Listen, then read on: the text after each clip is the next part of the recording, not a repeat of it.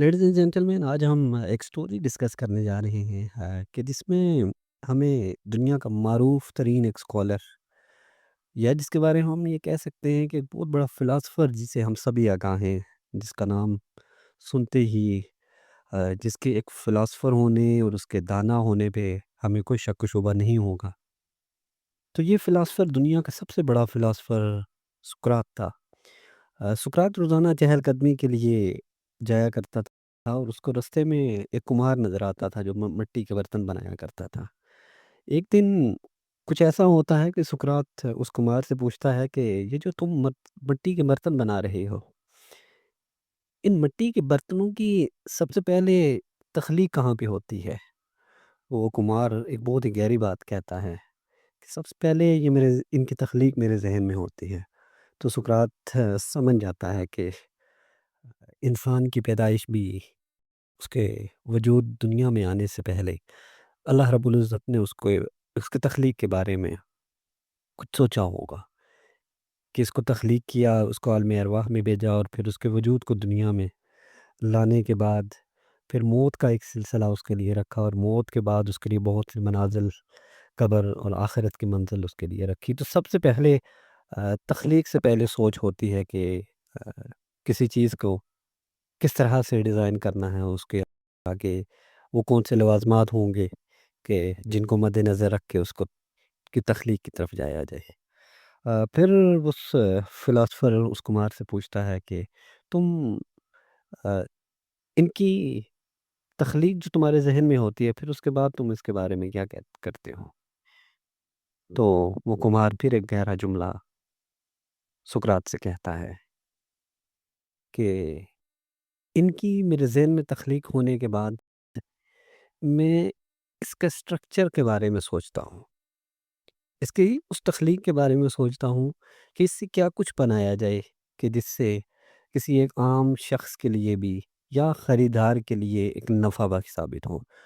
تو سقراط سمجھ جاتا ہے کہ انسان کو اللہ رب العزت نے جب دنیا میں بنایا تو اس کی تخلیق کا بھی ایک مقصد تھا، کیونکہ وہ خود ہی اپنی پاکیزہ کتاب میں فرماتا ہے کہ اس نے کسی شے کو بے مقصد پیدا نہیں کیا۔ تو یہ کمار ایک عام شخص جو ایک عام شے بناتا ہے،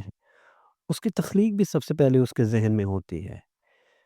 تو انسان کی جو تخلیق کا جو مقصد ہے وہ دوسروں کے کام آنا ہے، انسانیت کی خدمت کرنا ہے، کیونکہ رب کو پانے کے صرف دو ہی طریقے ہیں، یا تو انسان جنگلوں اور بیابان جگہوں پہ نکل جائے اور وہ اللہ اور اللہ کے حبیب کو یاد کرنا شروع کر دے، اس کا ذکر اذکار شروع کر دے، وہ ہر وقت اسی کی یاد میں مصروف رہے۔ اور دوسرا جو ایک بنیادی مقصد جو انسان کی تخلیق کا اللہ رب العزت نے بنایا کہ وہ دوسرے انسانوں کے کام آ سکے، کہ وہ دوسروں کی مدد کر سکے، وہ اپنے سے نیچے دیکھنے کی کوشش کرے کہ جو اس کے ماتحت ہیں، بالخصوص جو اس کے ماتحت ہے۔ ہمارے پاس ایک پہلو تو یہ بھی ہے کہ ہم اپنے ارد گرد ان لوگوں کو بھی دیکھیں جو ہم سے کم سطح پر، چاہے وہ مالی صورت میں ہو یا ہم کوئی بھی پہلو اٹھا کے دیکھ لیں، لیکن اس سے بھی بڑھ کر جو ہمارے ماتحت ہوتے ہیں ان کے بارے میں کہ جو ہم سے کم تر ہے۔ کم تر ہونے کا مطلب ہرگز ذات، جسم یا رنگ کی شکل میں نہیں ہے، بلکہ حیثیت کے اعتبار سے ہے کہ کوئی شخص مالی طور پہ یا علم کے لحاظ سے کتنا ایک کم درجے پہ ہے، اس کو اس درجے پر لے کر آئے، وہ اس کو اتنی ہی سپورٹ کرے، اس کی اتنی ہی اس کے لیے وہ کچھ کرے کہ جس سے وہ بھی یا تو اس کے لیول پہ یا اس سے بڑھ کر اس سے اوپر والے لیول پہ چلا جائے، اس سے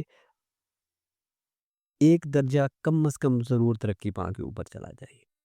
سو ہماری زندگی کا یہ جو مقصد ہے ہمیں اس کو سمجھنا ہوگا کہ ہم معاذ اللہ ہم گناہوں میں اتنا ڈوب چکے ہیں کہ ہم ذکر اذکار میں جو ایک بنیادی ہمیں 5 وقت کی نماز کا جو حکم دیا گیا، ایون کہ ہم اس پہلو کو بھی نعوذ باللہ پورا نہیں کر پاتے، لیکن جو دوسرا پہلو ہے انسانیت کی خدمت، ہمیں اس میں کبھی نہیں ہچکچانا چاہیے، دوسروں کی مدد کرنے میں ہمیشہ ہمیں پہل کرنی چاہیے۔